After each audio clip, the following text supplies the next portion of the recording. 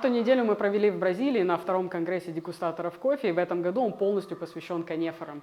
Канефоры – это тренд и надолго, поэтому абсолютно у каждого обжарщика в ассортименте со временем появится или уже имеется какой-то представитель канефора. Это может быть Конилон или робуста.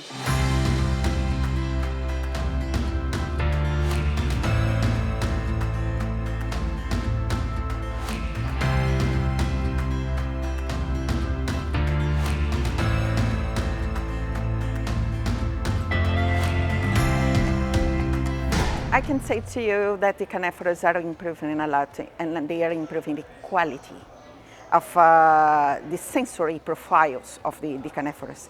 And with this, the consumers are accepting much better and much more the CANEFORIs in the blends, and also the CANEFORIs in a standalone profile too. I think this is the trend for the world. We are with the climate change issues, challenge, we are facing that the Arabica production probably will reduce worldwide because of the adaptation in many of the regions. In Vietnam, the federal government is creating a big promotion to increase the coffee plantation in Vietnam. But the principal main is about the productivity, to reduce the disease of some species in Canephora coffee. In India, it's the same way, because in India, they are producing amazing sustainable coffees, Arabicas and Robustas together, with the shade inside the forest to protect the soil, a lot of biodiversity. But the principal main is about the sustainability. It's not about the high productivity and the high quality. I think Brazil is making the best job to promote the quality of the Caneforas inside marketing.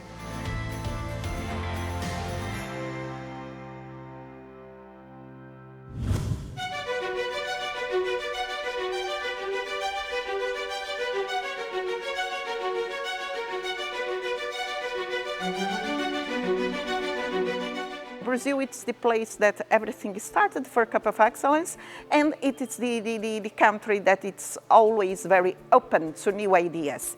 As we could, as you said, we could prove to the world some years ago, more than 10 years ago already, that the naturals also have quality. And for me, the major signal that could show to us that this was really true was when our competitors, our countries, started to look for how to produce natural coffees too. And I think we will have the same for the Caneforas.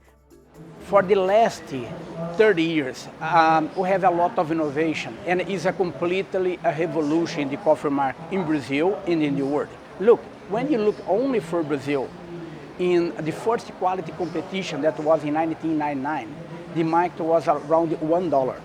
And the results of the competition, because discovering the methodology, how to score, and discovering regions, discovering producers, the price was $2.50. This is the starting point. And in that moment, there was a lot of doubt. Who bought this coffee? You'll be able to sell in good price? Some was, this is only Brazilian friends that is abroad that give support to us. But this does not work. And some much more smart and much more vision. No, this is the future, because you can discover new coffees, new producers, new regions, and as well give a recognition for them. And we are so happy that 25 years later, the thing is happening. The price is completely different.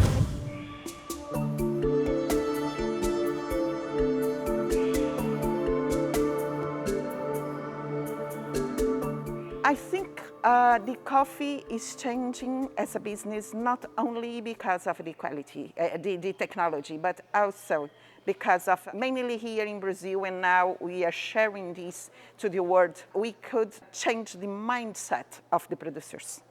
Our producers now, even though they are very small producers, they look coffee as a business, not as a social environment. I'm very happy that there are many Central American and other Latin countries already following the procedures that we have here in Brazil, the management, the way that we manage a coffee land and a coffee farm here in Brazil. And I'm also already talking with many people from Africa, many countries in Africa, many governments in Africa to look for this kind of approach.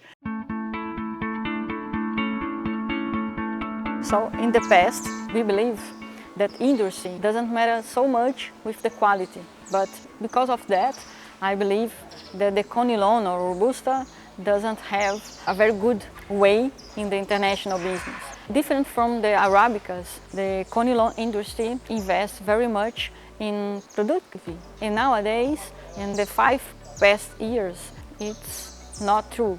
Because now we are worried about the quality, so because of that, Corbiel invest some money and we invited IFES to provide a project for us because we realize that we need to increase the quality since that we are in the international market since the 3 years ago. My father, he was born in the mountains here. He knew about Arabica crops. He had grown Arabica, and he knew that the specialty coffee, the fine Arabicas, were not just fine because they were Arabica, because at their farms they have also bad coffees, and there was all Arabica. Then he put this in our minds: if you treat the coffee differently, if you just harvest the ripe cherries and treat them separately, for sure we'll have also a better beverage and a fine coffee in the end. Today, the Conilon crop, on average, year by year, according to the pruning system, we can reach like 50 and more, maybe 70 per hectare, bags per hectare. That is much more than good Arabica crops in most of times. Nowadays, we have like 80% of our coffee is specialty coffee, is 80 plus. So it's a great number for a farm. So the specialty is the way we have to stay here producing coffee, and that my children can stay here producing coffee, and after that their children's and on.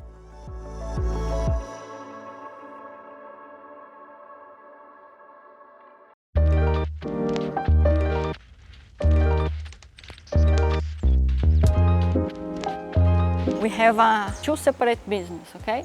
This year we receive around 1.6 million bags. So it's not possible to invest only on the high quality business. We need to have regular coffee for the industry. And another business that we have is the specialty coffee. We are talking about the naturals, the washed coffee, and we are talking about the fermented coffee. In the last 2 years, we are increasing our quantity in specialty coffee, focused in naturals and fermented and washed coffee.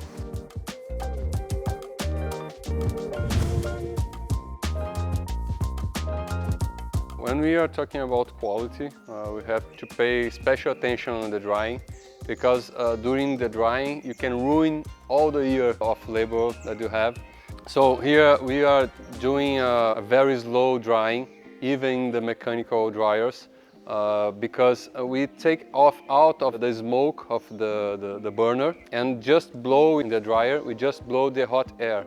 And it's not very hot, it's like 40 Celsius. The seed in the end needs to be stable, not alive enough to become another plant, but alive enough to keep the essential oils and the flavor and the quality of the coffee. For commercial, usually people just pull all the smoke that the burner can produce inside, and they will dry the coffee with the air temperature or the smoke temperature around 400 Celsius. It's completely different. It's like 6 hours to dry a drum like this. Sometimes we need almost 60. It's 10 times more. Of course, it costs 10 times more, at least. Why do we invest in this kind of dryers? Because we don't have people to use those patios and to move the coffee around. The labor cost in Brazil is right now very high comparing to the other countries or the producer countries, and we have to compete with them. Yeah, in Uganda, I went there last year, and they would pay around $1 per day. Here in Brazil right now, we are paying $30 per day. Even during the harvesting, the manager of the farm there told me they will earn like $1.50 per day. Here in Brazil, during the harvest, people can earn like $100 a day. It's not unusual. So it's hard to compete. It's impossible to compete just thinking about the cost. You have to find out some differentiation on quality, and then you can show the perspective of what the cost will impact on the final beverage.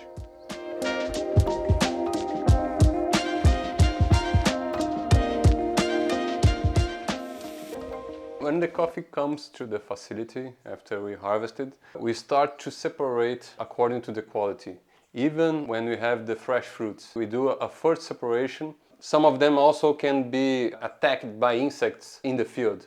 So they have small holes and it will kill the seed. Once the seed is not alive anymore, you will lose quality very fast. In the end of the 3 months, it will taste like wood. When we started this separation there, we cannot throw the coffee away. This coffee that is not good enough to be specialty needs to be processed. Often it goes to the big industry that will transform it in low quality products that is cheaper, because it's cheaper to process. In fact, they are kind of byproducts. They are not the coffee itself. The specialty coffee we just want the best part. So we take these very ripe cherries and we'll treat them separately. Even the good cherries, the ripe ones, we can process in different manners, in different ways. So we can have pulped natural, for example, the washed coffee, or just natural, but a well done natural. We can do some fermentation. We can improve the fermentation with those techniques that we have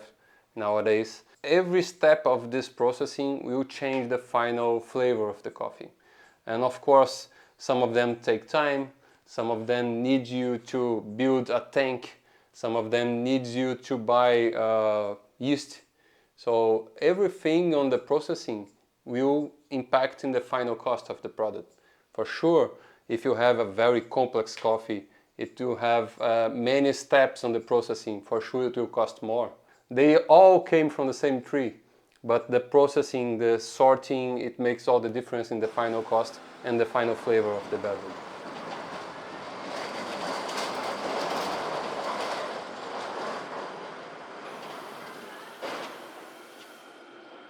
Essa relação que está sendo construída ano após ano, especialmente por conta do Roasters Village, que tem nos ajudado muito a entender o perfil de consumo dos clientes de café especial, nos ajuda a entender os tipos de atributo que nós podemos buscar e ajustar no processamento do café de modo a entregar uma qualidade que os torrefadores queiram. O nosso armazém, diferente de outros armazéns, a gente tem capacidade de estar maquinando 30 quilos de cafés. Então a gente montou essa estrutura para fazer microlotes, né? A limpeza do maquinário é bem fácil de estar fazendo e a gente consegue estar maquinando essas pequenas quantidades devido à qualidade dos profissionais que estão executando a tarefa. Falando de diferenciação de mercado, os produtores que trabalham com café especial, eles têm um ágio sobre a produção de cafés especiais. Então, a Farmers Coffee trabalha essa diferenciação em torno de 20% até pode chegar a 50%, 60% de valor de mercado sobre o valor da commodity, de acordo com a qualidade que o produtor consegue entregar para nós, que aí, em consequência, nós conseguimos entregar para o cliente final.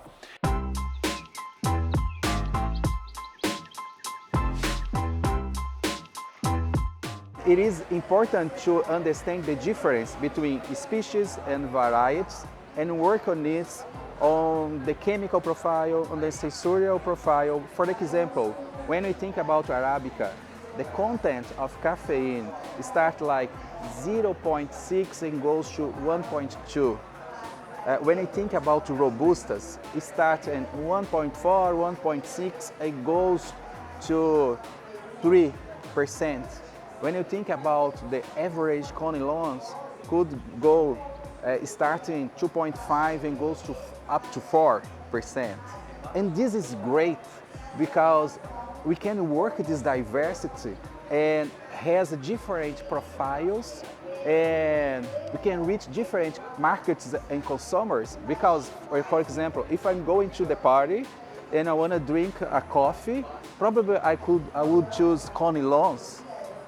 If I want something, energy to study, for example, and I could go to Robustas and it would be really tasteful and interesting. And if I want to be like in soft time, relaxing, probably I could go to Arts Arabica. And one thing that I always like to tell people is, why do I have to choose if I can have all? Вы только что услышали мнение экспертов, поэтому выводы делайте сами и правильно инвестируйте время и средства в кофе. Пока!